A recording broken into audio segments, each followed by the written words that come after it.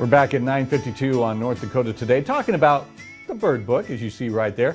And Patsy LeVang in studio with us. She's from Watford City here in western North Dakota. Now this is, as you mentioned before the break, this is a book not only if you love just art, if you love birds, but the deeper connection to this, if you're going through a tough time, you're trying to find your own coping mechanism, find one and then hold on to it. Whatever helps you get through those hard times. Am I right? That's right.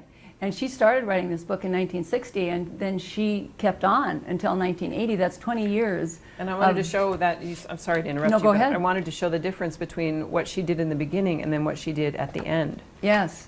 She hung on to it for all those years. She was in her 80s when she did these last ones. Mm-hmm. And you can see she was probably far more frail, as well as maybe a little less interested than she was at the start. Mm-hmm. And you know, it really gives you a timeline of what she worked on. But I don't know if there's anything that I've ever grabbed onto for 20 years and hung on to it. But it is a good lesson for us. But it helped her get through some personal tragedies in her own Right. life in the early 1900s. Yes, right. Okay.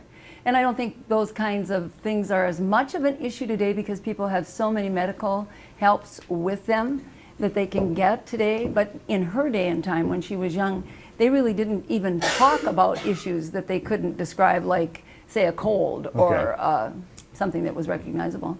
Okay, so where do we find this? Where do we find the bird book then? You can get it at Amazon.com or my website, www.almasbirdbook.com. You can get it at BarnesandNoble.com. You can get it at almost any of the outlets that have an online.